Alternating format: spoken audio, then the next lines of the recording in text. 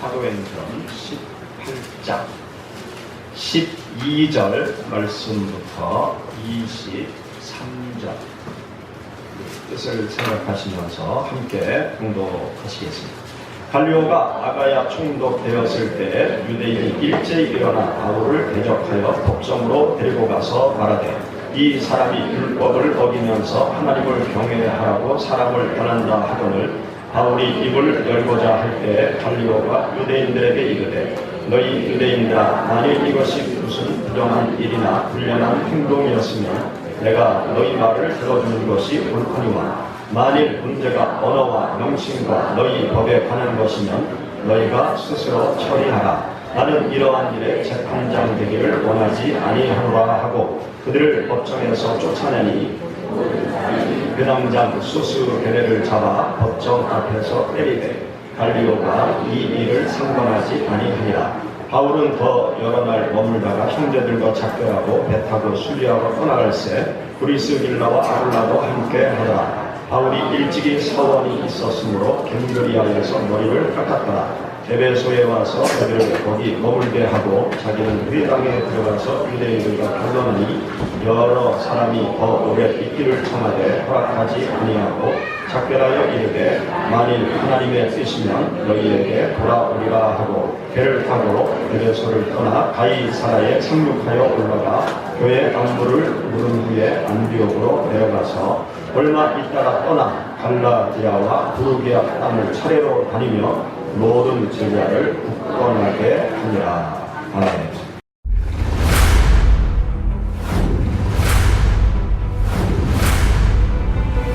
소나무를 같이 먹을 정도로 공유하자.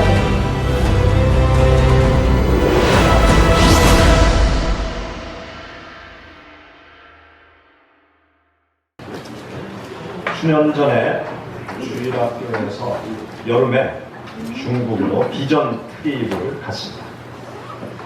속초에서 배를 타고 러시아 최남단 자루기루 항구를 거쳐서 훈춘 접경 지역을 통과해서 중국 연변으로 갔습니다. 그리고 연변에 가서 그 지역에서 선교하는 이원석 선교사님이 사역하는 왕청 가난 농군학교를 거쳐서 윤동주 시인이 다닌 대성학교를 방문하고 백두산까지 가서 하나님 앞에 기도하는 시간을 가졌습니다. 그렇게 중국 비전 트립을 갈 때 아주 중요한 미션을 수행했어요.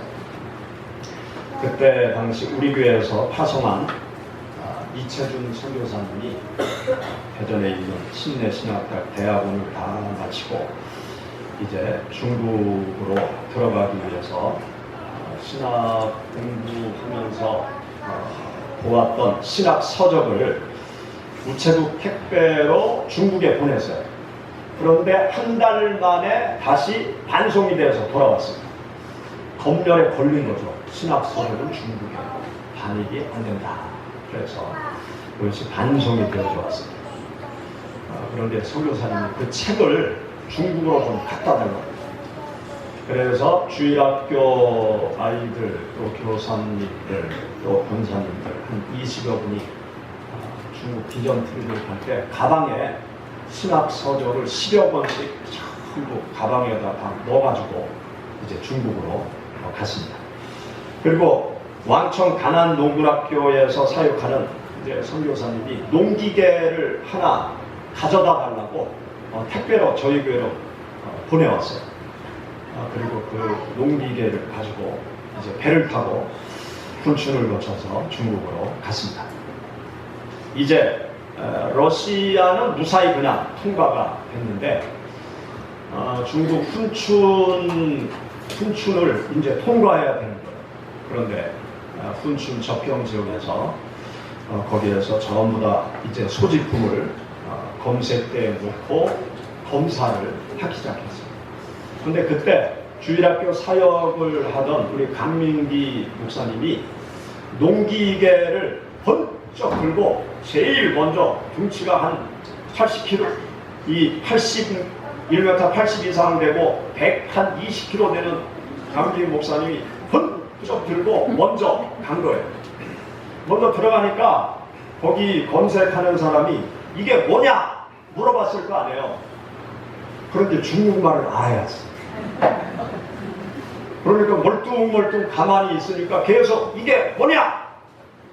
그러니까 이제 그때부터 눈치, 코치, 바디 랭귀지가 시작이 된 거죠. 이거 내려놓으라. 알았다.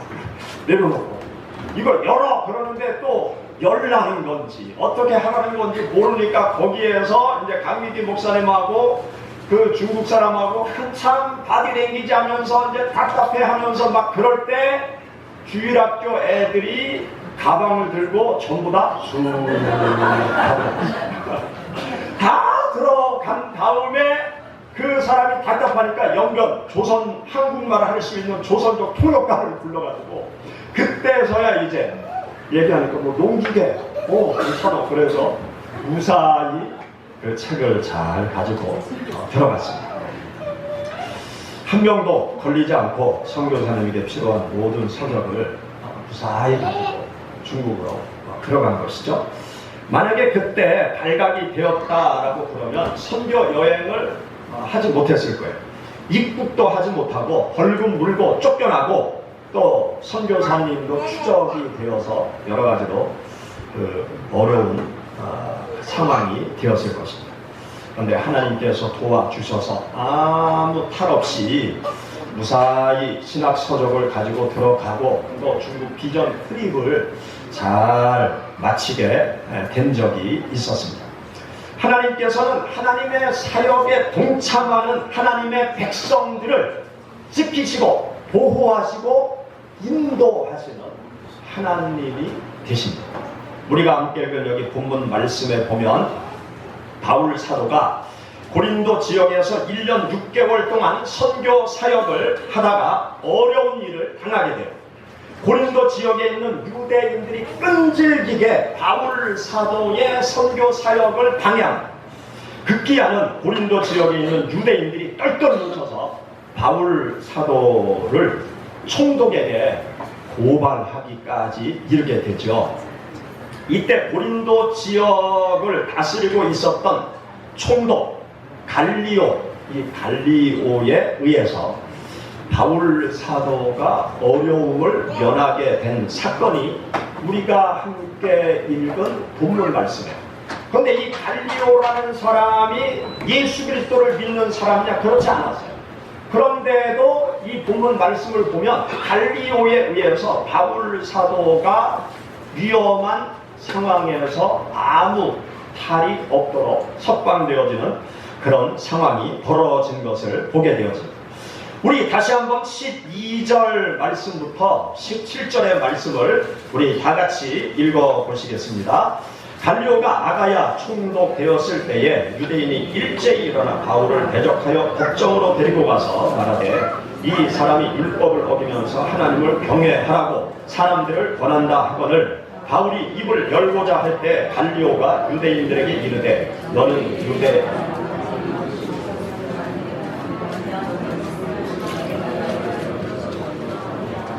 만일 문제가 언어와 명칭과 너희 법에 관한 것이면 너희가 스스로 처리하라. 나는 이러한 일에 재판장 되기를 원하지 아니하노라 하고 그들을 법정에서 쫓아내니 모든 사람이 회당장 소스게네를 잡아 법정 앞에서 때리되 갈리오가 이 일을 상관하지 아니하니라. 아멘.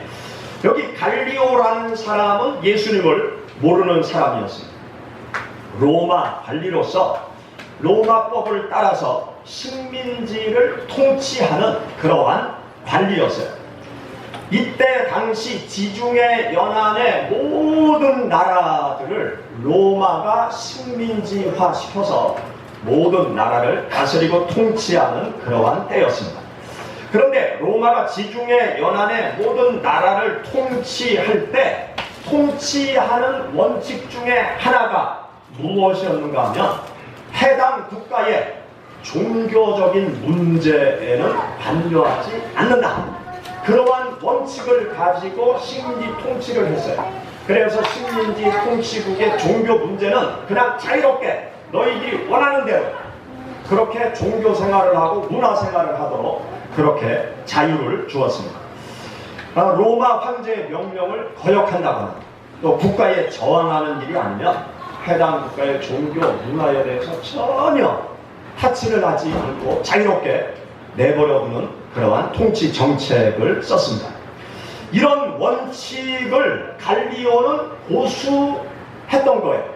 여기 성경 말씀에 보면 15절 말씀에 만일 문제가 언어와 명칭과 너희 법에 관한 것이면 너희가 스스로 처리하라. 나는 이러한 일에 재판장 되기를 원하지 아니하노라. 해당 국가의 언어, 명칭, 또 법에 관한 일들, 그런 일들은 로마가 관여를 하지 않는 거예요. 그러니까 갈리오 총독도 그 원칙을 따라서 내가 너희들의 이야기를 들어보니까 뭐 형사상의 문제도 아니고 너희들의 종교적인 문제니까 너희들이 그냥 알아서 해라. 그러면서 갈리오가 이 바울을 고발했던 그 사안을 그냥 기각시킨 거죠. 그냥 가라. 너희들의 집으로 가라. 너희들이 알아서 해라. 그렇게 말한 것입니다. 이렇게 갈리오가 로마의 통치 원칙을 지켜 나가는 그런 상황에서 바울 사도가 자연스럽게 풀려나게 됩니다.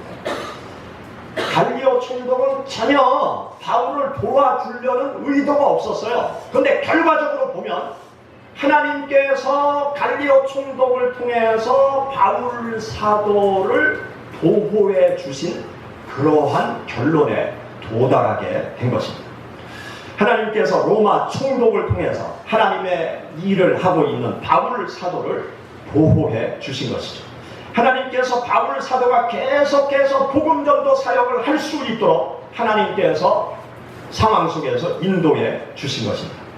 바울은 고린도를 떠나서 지금의 터키 땅 에베소 지역 이즈미르라는 지역으로 장소를 옮겨서 바울 사도는 계속 복음전도 사역을 하게 됩니다. 그리고 지금의 그리스에서 터키 땅으로 넘어갈 때 하나님께서 브리스길라와 아굴라도 함께 동행하도록 만들어 주어서 바울 사도에게 크게 격려가 되도록 그렇게 하나님께서 역사하신 것을 여기에서 우리가 알 수 있습니다. 우리가 하나님의 사역을 감당할 때 우리들에게 어떤 믿음이 필요한가 하면 하나님의 사역을 감당하는 하나님의 사람들을 하나님께서 보호해 주시고 지켜주시고 인도해 주신다는 믿음의 확신을 가지고 우리가 하나님을 위하여 헌신, 봉사, 충성하는 길을 걸어가야 되는 것입니다. 예수님께서 제자들에게 마지막으로 복음 전도의 명령을 하시면서 약속해 주신 말씀이 있어요. 예수님께서 제자들에게 너희는 가서 모든 족속을 제자로 삼아라. 그렇게 명령을 하실 때 마지막으로 예수님께서 약속하신 그 약속이 있는데 그 약속이 무엇인가 하면 전능하신 하나님이 전능한 권능을 가진 내가 너희들과 함께 하겠다라는 약속의 말씀을 주셨어요. 여러분 마태복음 28장 한번 찾아보시죠. 마태복음 28장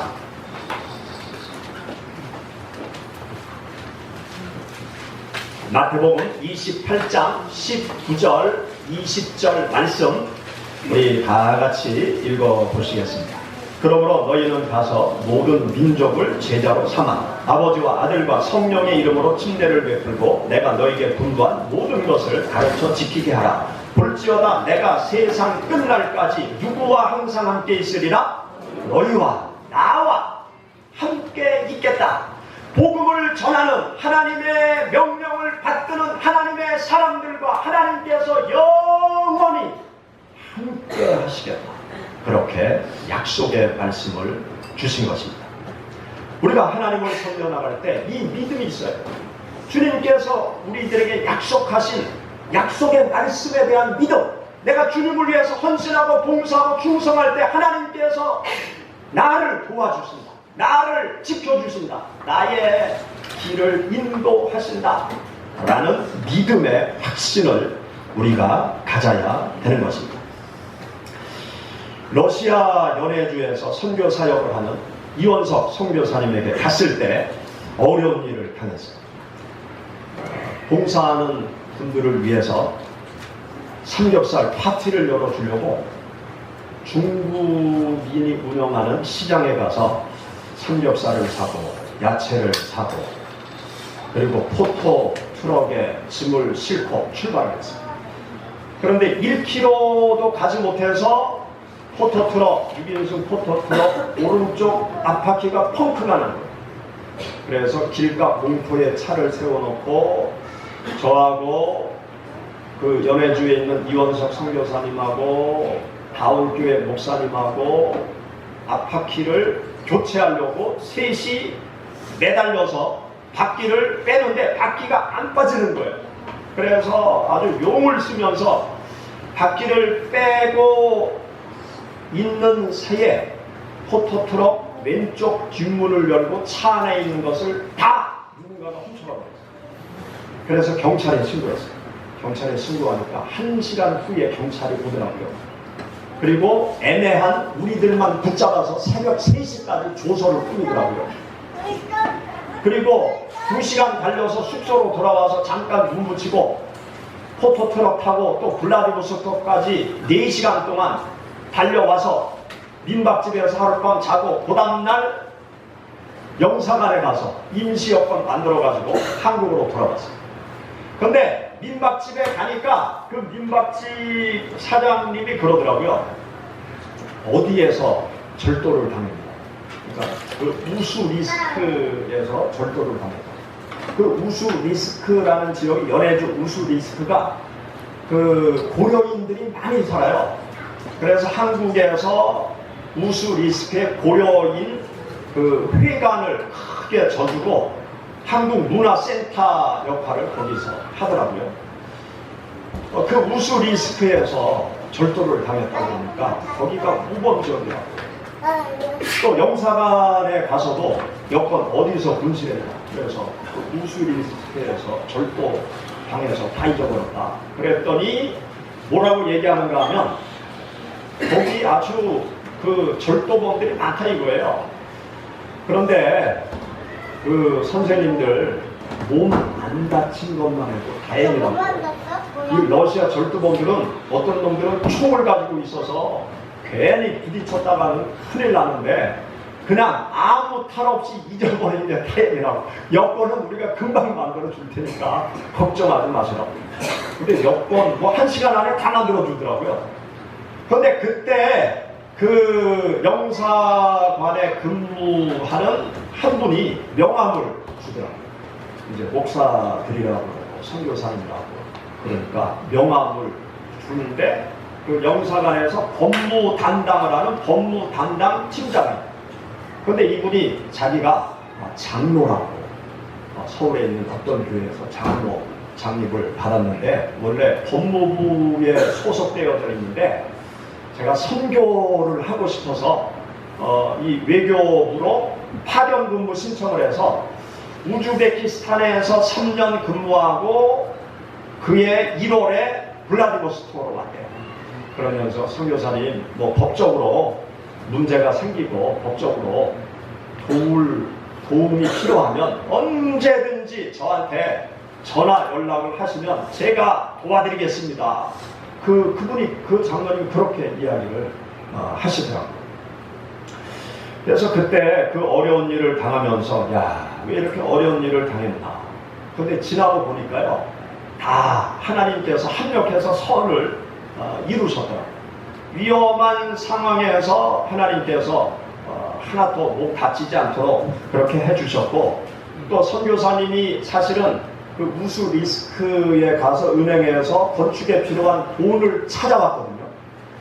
그런데 그걸 잊어보니까 선교사님이 아주 그 표정을 보니까 정말 난감해하고, 그런데 다음 교회에서 선교비를 바로 전화를 이렇게 일을 당했다고 했더니 선교비를 은행에서 찾은 돈보다도 2배나 많게 선교비를 보내주셨어요. 그리고 여권은 뭐 다 다시 만들었고, 그리고 그 이원석 선교사님이 그 러시아에서 가나안 농구학교를 세워가는데 법적인 여러 가지 해결해야 될 문제들이 많거든요. 그런데 법무 담당 그 팀장 장로님을 알게 된 것이죠. 그래서 명함도 받고 그 장로님이 그 가나안 농구학교 아주 외딴 그 허벌판에 있는데 거기까지 나중에 찾아오셨다고 합니다. 그래서 많은 도움을 얻고 있다고 그런 이야기를 들었습니다. 그런 사건이 아니면 그 영사관에 그분을 어떻게 만났겠어요. 그래서 하나님께서 어려운 중에 지키시고 보호해 주시고 또 사역에 필요한 길로 하나님께서 인도해 주시는구나. 그것을 그 일을 당하면서 경험하게 되었습니다. 우리가 하나님을 위해서 헌신, 봉사, 충성할 때 살아계신 하나님, 전능하신 하나님께서 하나님의 자녀들을 보호하시고 지키시고 인도하시는 하나님의 역사하심이 있다는 사실을 여러분 믿으시기 바랍니다. 시편 121편 말씀 가운데 보면 우리가 믿는 하나님은 졸지도 아니하시고 주무시지도 아니하시고 하나님의 자녀들을 보호하시고 지키시고 인도하신다고 말씀하고 계세요. 여러분 시편 121편 한번 찾아보시죠. 시편 121편 1절부터 8절 말씀 우리 다 같이 봉독하시겠습니다. 내가 산을 향하여 눈을 들리라. 나의 도움이 어디서 올까? 나의 도움은 천지를 지으신 여호와에게서로다. 여호와께서 너를 실족하지 아니하게 하시며 너를 지키시니가 졸지 아니하시리로다. 이스라엘을 지키시는 이는 졸지도 아니하시고 주무시지도 아니하시리로다. 여호와는 너를 지키시는 이시라. 여호와께서 내 오른쪽에서 내 그늘이 되시나니 그가 너를 상하게 하지 아니하며 밤의 달도 너를 해치지 아니하리로다. 여호와께서 너를 지켜 모든 환난을 면하게 하시며 또 내 영혼을 지키시리로다. 여호와께서 너의 주입을 지금부터 영원까지 지키시리로다. 아멘.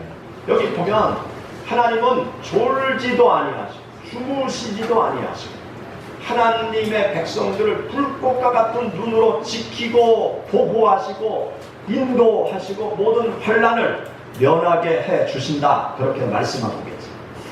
이스라엘 나라는 우리가 아는 것처럼 사막 기후를 가지고 있는 나라예요.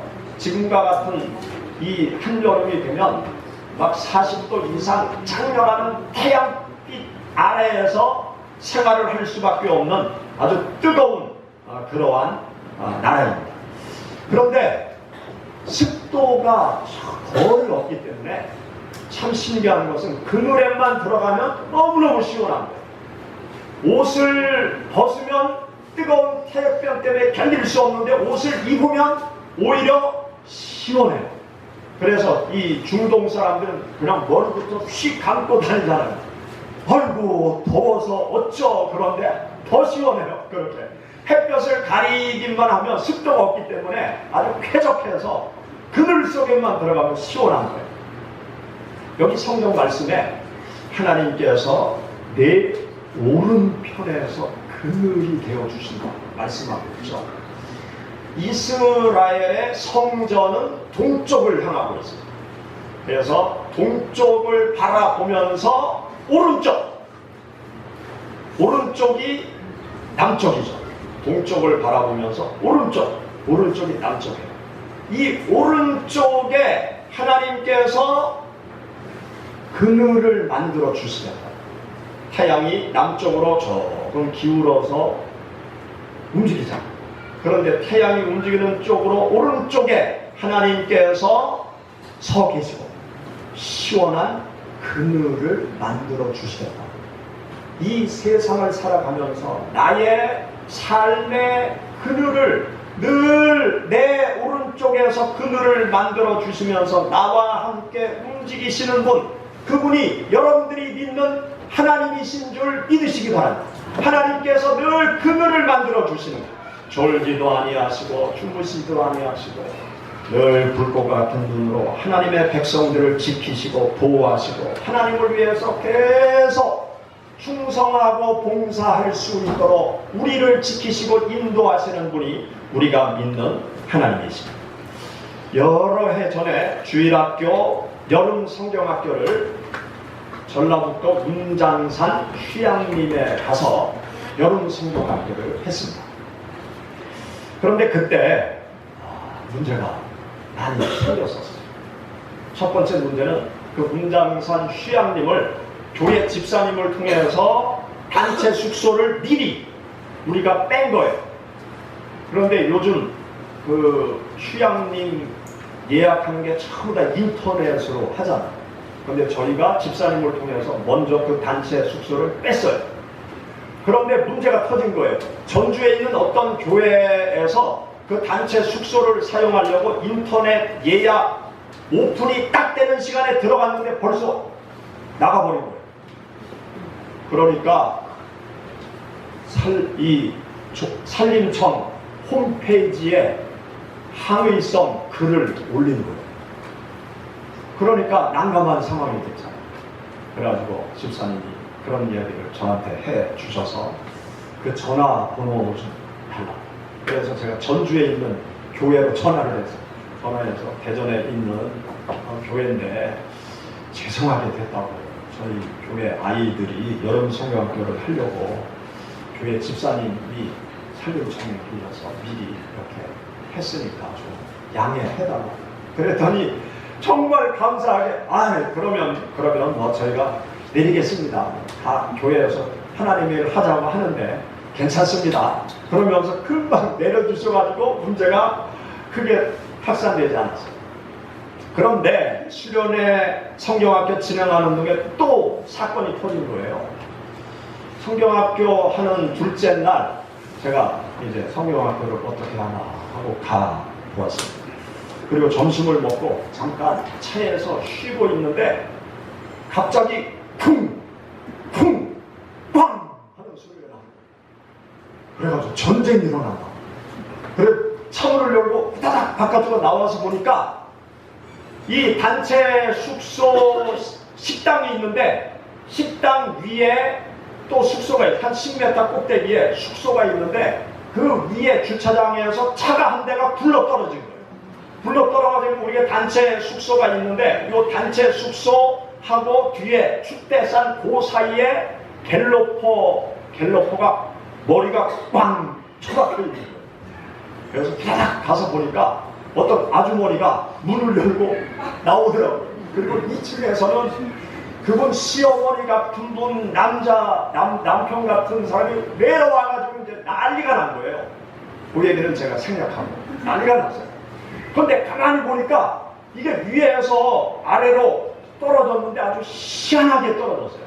이게 전진을 해야 되는데 후진 기어를 넣고 악셀레터를 밟아서 이게 뒤로 뚝 떨어지면서 이게 길이 이렇게 갈기자로 있는데 뚝 떨어져서 한 바퀴 돌고 그래서 머리만 딱 바닥에 처박힌 거예요. 그 뒤에 그 아이들이 그 뒤에 숙소 안에 다 있었는데 건물을 덮쳤어 봐요.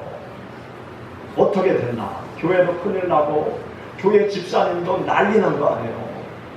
그런데 기가 막히게 건물에 전혀 손상이 안 가게 그냥 요 갤러퍼가 땅에 머리가 확 처박혀 있네. 그래가지고 하나님 감사합니다. 우리가 여름 행사 할 때마다 한 달 동안 릴레이 금식기도 하잖아요. 올해도 여러분들이 열심히 한 끼씩 릴레이 금식기도 하셨잖아요.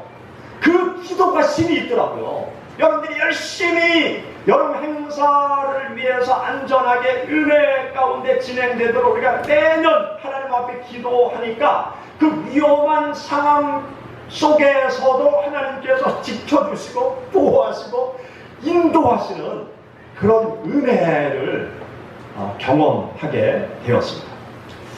사랑하는 여러분, 주님을 위해서 헌신, 봉사, 충성할 때 하나님께서 우리를 도와주세요.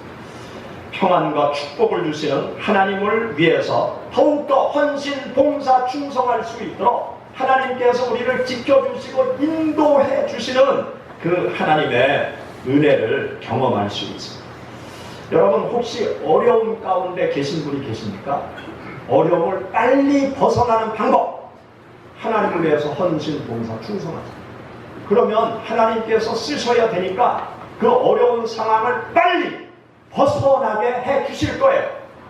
반대로 하나님을 위해서 일하는 사람이 하나님을 위해서 일하지 않으면 세상 일이 다 막혀버리는 그러한 일도 생겨요. 하나님을 위해서 일할 때 다시 삶의 문이 활짝 열리는 하나님의 역사하심을 경험할 수 있는 것입니다. 여러분, 여러분들의 삶의 에너지를 하나님을 위해서 쓰시기를 바랍니다. 우리 각자에게는 주어진 생명의 연한이 있어요. 내가 무병장수 100살을 살고 싶어도 내 원대로 사는 것이 아니라 하나님이 너는 80년 살고 와라. 하나님께서 너는 60년 살다 와라. 너는 70년 살다 와라. 10년만 살다 와라. 그렇게 다 정해놓으셨어요. 우리가 이해할 수 없지만 다 생명의 연한이 있는 거예요. 또 우리 각자에게는 주어진 삶의 에너지가 있어요. 주어진 삶의 에너지도 딱 정해져 있어요. 정해져 있는 생명의 시간, 나에게 주어진 삶의 에너지. 여러분, 그것을 무엇을 위해서 지금까지 사용해 왔습니까? 나에게 주어진 생명의 시간을 어디에 바치면서 지금까지 왔습니까? 나에게 주어진 삶의 에너지 어디에 사용하면서 지금까지 왔습니까? 남은 생명의 시간, 남은 삶의 에너지 무엇을 위해서 쓰다가 가시려고 하십니까? 여러분들의 생명 하나님께 드리시기 바랍니다. 여러분들의 삶의 에너지 하나님을 위해서 드리다가 불꽃이 되어 하나님 앞에 가시기를 바랍니다. 하나님께서 말씀하세요.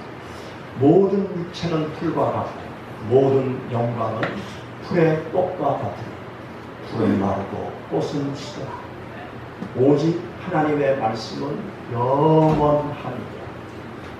영원한 것은 하나님을 위해서 살아온 삶밖에 없습니다. 그 외에 다른 것은 다 허무한 것이요 헛되고 헛된 것이라고 전도서 기자는 말하고 있습니다. 여러분들의 생명을 주님을 위해서 얼마나 썼습니까? 여러분들의 삶의 에너지를 주님을 위해서 얼마나 썼습니까? 우리들에게 주어진 생명 에너지 주님을 위해서 사용하다 주 앞에 가야 될 것입니다. 우리 마지막으로 로마서 6장 11절 13절 다 같이 읽어보시겠습니다.